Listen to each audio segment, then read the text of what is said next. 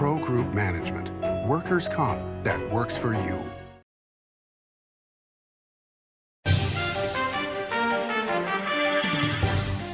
Welcome to Nevada Newsmakers. On the broadcast today, Holly Welborn joins us. She's the Executive Director of the Children's Advocacy Alliance. Here for the whole show on an all-new Nevada Newsmakers.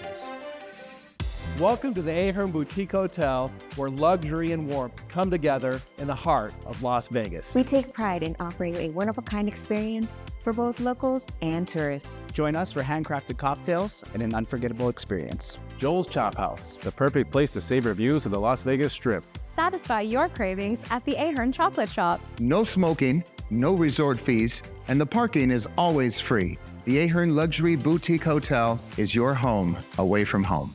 For 50 years, Nevada Heating has been keeping people comfortable in their homes. At Nevada Heating, call the Do It Right guys and get the heat back on today. Call us today and we'll fix it today. That's the Nevada Heating way. Why freeze for days on end when Nevada Heating can get your furnace fixed today?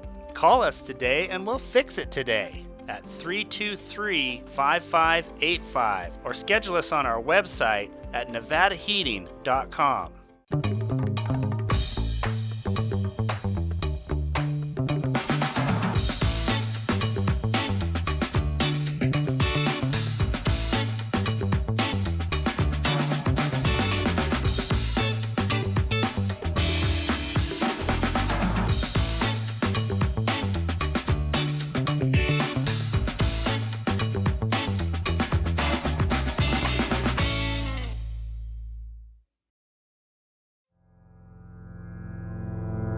Story County, helping build Nevada's future.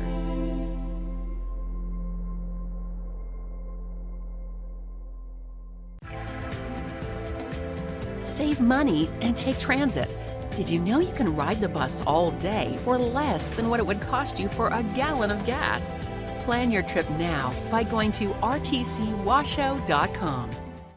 This is Nevada Newsmakers with host Sam Shad, a no-holds-barred political forum. Now, from the Nevada Newsmakers broadcast headquarters, here is Sam Shad. And back on Nevada Newsmakers, we're delighted to welcome back to the program Holly Welborn. She is in a new role with us this time. She's the Executive Director of the Children's Advocacy Alliance. We've been running spots for them for a couple of years, but why don't you explain what this organization is and how it helps kids? Yeah, absolutely. It's a pleasure to be here. Thank you so much. The Children's Advocacy Alliance, we've been around for over 20 years. We are the independent voice for Nevada's children, advocating for systemic change in the areas of early childhood education, children's health, and child welfare. Really what we're known for is carrying the banner of children's issues in the Nevada legislature and before other governmental entities, and bringing coalitions together to address those issues that are in need of the most systemic change and that are impacting children the most. Okay, so as you look at the legislature as it is now formed after the elections, what are your initial thoughts? I think there's lots of opportunity, and we've been working cross-aisle. All the work we do is cross-aisle work. I think for the legislature itself, it's maintained pretty much status quo. We're working with the governor's office on a number of initiatives as well. So I think there's a lot of work that's going to take place for kids, especially in the areas of education, that can really move the needle forward for Nevada. And then other issues that will be slightly more challenging, but not so much from a partisan lens, but from the financial lens and fighting for those state dollars, trying to impose some requirements on our local governments and insurance companies that are always a little bit more challenging, but that we're confident we'll be able to get through. Okay, so let's start out with education then. What areas of education would you like to see? I mean, obviously, a huge amount of money was dumped into education. The last session, there's going to be a lot more going in this session. What areas are of concern to you? So we are focused on early care and learning, and we are very excited about the momentum around universal pre-kindergarten. We've been advocating for full-day universal pre-K for a number of years. We have our Strong Start Coalition that has been working for child care also and educating the community about the importance of child care as an early learning option. and universal pre-kindergarten in a mixed delivery model. So what does that mean? That means a model that includes both public facilities and public service provision, and also private center-based and private home-based childcare facilities to train those individuals up, so that way it opens more seats and has more community-driven, community-based pre-K programming to meet more kids and to open up those seats as soon as possible to make universal pre-K a reality. Okay, so what is the training program? Because obviously, I think you'd have to be crazy not to realize that childcare is one of the biggest issues we face. And you're not going to get people back into the workforce. They have to pay more money toward childcare than they can earn at a job. And obviously, people want people to go to work. And the people want to go to work. Mm-hmm. So how do you train people to do childcare in the home that is beneficial on both sides? Yeah, you have to have the same licensing requirements, training, both to provide childcare and high quality childcare where a child's engaged in learning, engaged in that programming, safety protocols, all of that, for both center-based and in-home. You can't operate an in-home childcare service and receive state subsidy without that type of licensure. So there's already actually quite burdensome and cumbersome training and licensing requirements to even operate a home-based childcare program. Okay, so you're not just talking about for your own child, you're talking about as a business. Yes, as in that business model. And there are some families that do begin that programming and that may want childcare to receive childcare subsidy for training their own children or children who are in their families, and then want to open up that opportunity to other youth in the community and other families in the community. But if you want subsidy in this state, if you want to have any kind of recognition of any learning programs that are happening in your home, you have to have that licensure. So, the quality, you can have high quality care and learning in a home-based setting. You mentioned burdensome regulations. My first thought is, okay, if you're going to run a childcare facility, you need regulations. Yes, absolutely. Give us an example of burdensome regulations that you'd like to see removed, because I'm sure the governor would be more than willing to listen to that. So I definitely don't want to convey that we are anti-regulation. Absolutely not. No, of course. Absolutely, ratios are so crucial. You have to ensure that there are appropriate ratios, no more than four children under a certain age per provider. The ratios increase depending on the age of the child, but the younger the child is, the smaller the ratios are, and those ratios should stay and remain the same in order for that child for safety reasons and for the child to get the learning and educational, to meet their educational needs. So we wouldn't want to see anything like that change. But there's burdensome, requirements to create a child care center that is very costly. We have this cost of licensing a center can be as much as just the seed money, $14,000 to get started. So there's burdensome licensing fees. You have to renew every year. There are background check requirements. They don't engage in the background check process until the person has, been hired and move into the state. Whereas if they could start that process earlier, then we could build our workforce much quicker, because we're dismantling one of those barriers to becoming a provider in the state. That seems to be a problem with so many different areas. Doctors, nurses, for example, they can't get the licensing until they get here. And we're losing out on people that we desperately need. Yeah, reciprocity is so important. If our licensing requirements are very similar to another state's licensing requirements, the process should be easy. It should be a matter of one application, one small fee. The truth is, for an issue like childcare, we're really hoping for a waiver of those fees for initial startup organizations, or service providers.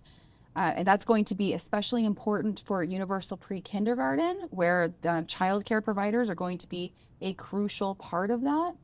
in order for it to be a successful program. So the more that we can bolster the workforce, the more successful universal pre-K will be, standard childcare programming will be to get people, back to work, children educated, and Nevada moving forward.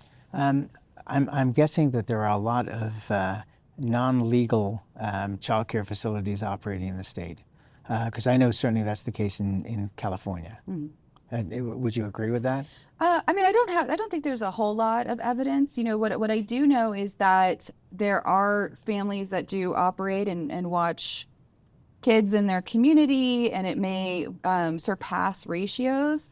But what's important there is a quality program versus a non-quality program. And we can make those programs, those home-based programs, quality programs if we can streamline the licensure process, if we can make it more affordable to be a child care provider, if we can get reimbursements for child care providers out much quicker. There's a very long delay in getting those subsidy payments to providers. It can go anywhere from 2 months to 4 months before a provider is paid for watching someone's child. So whose responsibility is that? That's the Division of Welfare and Social Services. They administer that programming and are responsible for those reimbursements. We're looking at that as well. How can we make that more automized?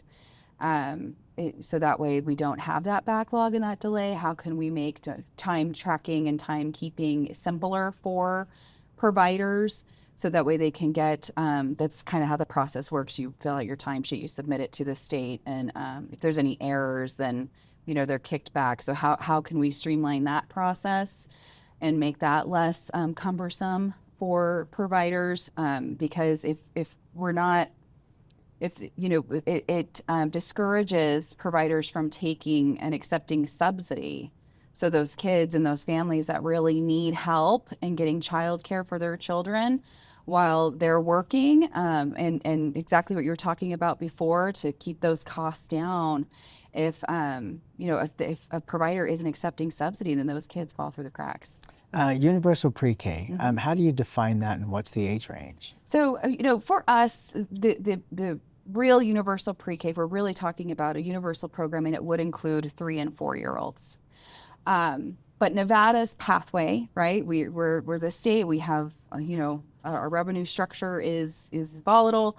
But what the pathway looks like right now is, if in this next biennium, if we can fund 4-year-olds with an estimated 70% uptake, and we get that 70% number from the utilization of kindergarten. So about 70% of kindergarten-aged children actually enroll in kindergarten. So that's kind of, we're expecting the same ratio for preschool programming. So if we can fund that in this biennium, then that's a universal system for 4-year-olds, with the goal of ensuring that we're bolstering our child care programming and creating that infrastructure so that there's quality early learning programs before 4 years old as well. And what do you estimate the cost of this being, to be able to do that just for 4-year-olds? It's about a little over almost $9,000 a seat, a little more depending on the needs of the child. And so what the uptake at this point, there's still estimates that are taking place. It's going to be about 350 million, 400 million. But I think there's, with the Center for, the Children's Funding Project has been working in Nevada to make revenue estimates and expenditure estimates for child care programming, everything in the early childhood system in Nevada. So we'll have an idea of what that number looks like. But we know that in Senator Canizaro's education bill, which includes universal pre-K for 4-year-olds, that appropriation is at $500 million. Okay. Are there other states that you look to say, okay, this is where it's working, where it's education? I'm a huge supporter of childcare, and to me, just from my own experience as a child, there's not a lot that I can recall from age 3, and there are very minor things that I can recall from age 4. I don't think that the learning process for me started until at least age 5, and even then minimally. So, you know, a lot of times I look at pre-K as being childcare, and I don't have any objection to that. And I wonder if sometimes if it might be an easier sell because of the needs for working families to have childcare, to push it that way. What do you feel from your research are the learning processes that you get at 4 years old in pre-K? Oh, so much. Our development, we are more primed for learning, social development, cognitive development between 0 to 5. 0 to 5, our success at that point, the education that we're getting, whether a family is reading to their child, that child is having social interaction, that child is, engaged in, certain types of play that are learning opportunity for that child. That is what is going to determine their success in school for the rest of their educational career. So it's from the time a kid is born. That's why we're very focused on prenatal health and prenatal education. So having a license that teaches that provider how to engage in productive learning. So you're reading to the child, but you're engaging that child in learning. So even though you may not have those memories, what was happening under that age, that is where you are learning the most. And that is what is priming your brain and your cognitive development to help you learn later in school. That's why it's called school readiness, school preparedness. And if we're not providing that school programming as part of both pre-K under Department of Education and teaching our child care providers to be early childhood educators, then we're really losing out on building those children early in life. All right, let's take a break. We'll come back much more with Holly Welborn. She's the Executive Director of the Children's Advocacy Alliance, and we'll be right back. The new year is bringing so much fun to Tamarack Casino with cash and free play drawings Thursdays and Saturdays, and $40,000 in grand finale giveaways Thursday, February 27th. Your good times are at Tamarack Casino. As you know, Reno is booming. Toll's development company is helping it grow with insightful design and development, building community with every project, adding beauty, adding excitement, emphasizing our shared humanity. Reno is becoming bigger. Toll's development is helping it become better, more livable, more enjoyable. To learn more, go to tollsdevelopment.com. tollsdevelopment.com. Each day, the Children's Advocacy Alliance partners with leaders, legislators, and families across Nevada to improve children's health, education, economic well-being, and safety.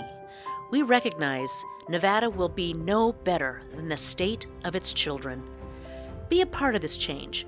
Be a supporter of the Children's Advocacy Alliance. For more information, go to caanv.org. Here on 7 at 7, we're bringing you the local headlines in just 7 minutes. We've got you covered in the morning, evening, and for all breaking news, in between, and as it happens. Life is busy, and we don't waste your time. Join us for local news now streaming on our YouTube page. I'm Mike Swanson, and welcome to the Winnemucca Big R. Hi, I'm John Walker. Welcome to Big R Lovelock. Hi, I'm Rich Martin. Welcome to Fallon Big R. My name is Braden. Welcome to Big R Fernley. Hi, I'm Kelly. Welcome to Big R Sparks.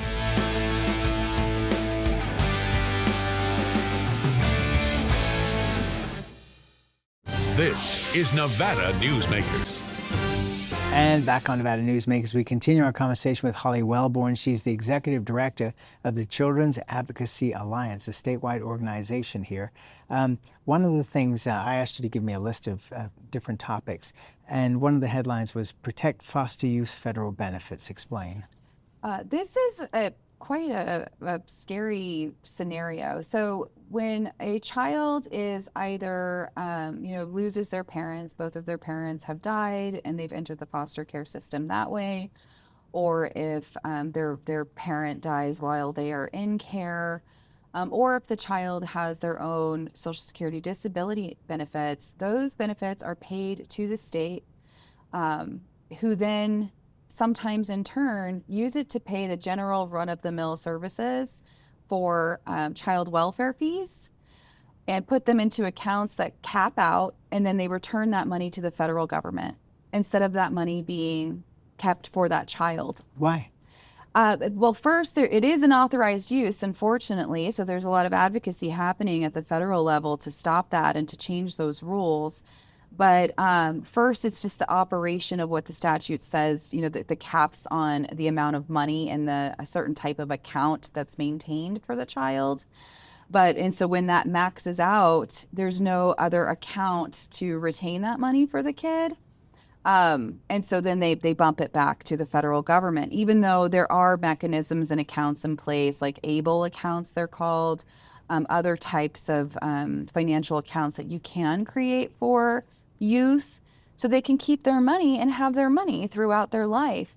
In some states, it's been as much as $16,000 a year. That's a lot of money. It's a ton of money. And when it comes to foster youth who really need, especially when they're in transitional age and they're entering adulthood and entering the workforce, having that stable money that they could utilize to pay for housing and other independent living needs, they're not able to utilize it for that purpose. So we are incredibly excited that this will be a bill in the legislative session to address the issues, and we'll be working on this. Have you had contact with the governor on this particular aspect? We've been working with, we have had contact with our the Department of Health and Human Services, with the local the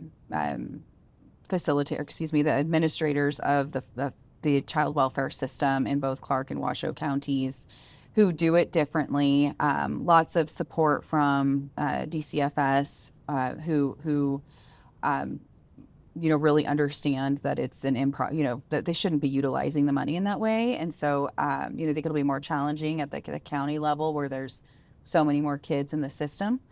But, it's something that we intend to fix and repair and ensure that those kids get their money. All right, let's take another break and we'll be back more with Holly Welborn after this timeout. Story County is leading Nevada. Home of the Tahoe Reno Industrial Center, Google, Tesla, Panasonic, and other world-leading companies. Story County provides thousands of tech, advanced manufacturing, and logistics careers for Nevadans. We're diversifying and driving Nevada's economy and generating millions in tax revenue and billions in economic activity across northern Nevada. Story County is leading Nevada's future. Like a traditional handmade basket, retail is woven into the fabric of life in Nevada. From big box to mom and pop, retail supports our communities in countless ways. Jobs for the disabled, team uniforms for kids, help for the elderly, and so much more. Retail employs over 1 in 10 workers. Retail supports Nevada, and we support retail. RANNV.org.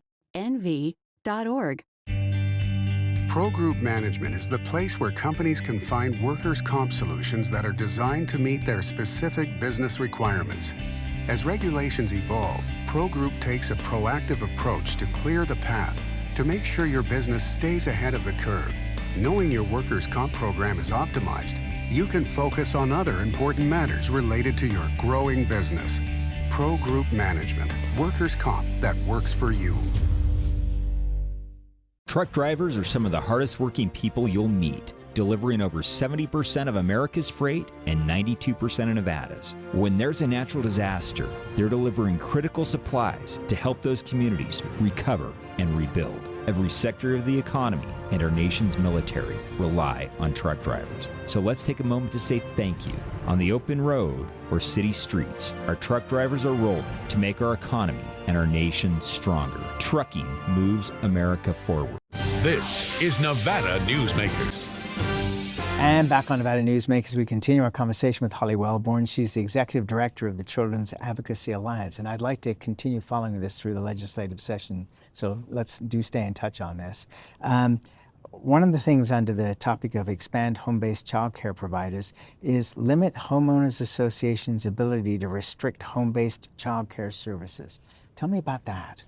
So right now in Nevada, especially Clark County, where there's tons of communities that are within homeowners associations or common interest communities, those common interest communities can prohibit home-based childcare services. So they can tell you whether or not you can operate a business in your home. This has had a huge effect on our childcare industry in this state. And we're seeking this session to prohibit their ability to do that. It would not apply in senior communities. There would be some exceptions, of course. But the idea is to allow property owners to utilize their home to operate a child care business and to ensure that we're expanding that workforce and expanding those child care seats. Would you be willing to allow a cap on that in terms of number of kids? Well, the caps are already in place because of the ratio and licensure requirements. Okay. So you can only have a certain number of kids in a home of a certain size and per provider. Okay, well, that's where we got to leave it for now. Mm-hmm. But we'll look forward to talking to you next month when we head into Carson City and see how things are going. That's wonderful. Thank you so much for doing this. I appreciate you being here. Thank you. And we'll be right back. What do you count on? You count on your power every day. At NV Energy, we've always powered what's important to you. But we're not looking at the past. We're focused on the future. While our standards are high, our rates will remain low. And our commitment to renewables isn't just meeting standards, but leading the way. Because you can count on more than just your power. You can count on the company who brings it to you. That's our promise. You can count on it. Southwest Specialties has been making the homes and businesses of Nevada beautiful for more than 20 years. Their experienced designers and craftsmen create the walkways, backyards, water features, and a variety of outdoor cooking areas that add curb appeal and value to your investment. Call today or visit them at their website and see how they can make your outdoor spaces special. Southwest Specialties, creative, distinctive, beautiful. The Nevada Builders Alliance has been protecting the interests of the construction industry for over 50 years. Our programs save members thousands of dollars every year and allow them to provide much-needed benefits to their employees. Our industry also allows Nevada to grow. If you're thinking about a career in the construction industry, reach out. And if you haven't thought of a career in construction, what are you waiting for? We are the Nevada Builders Alliance.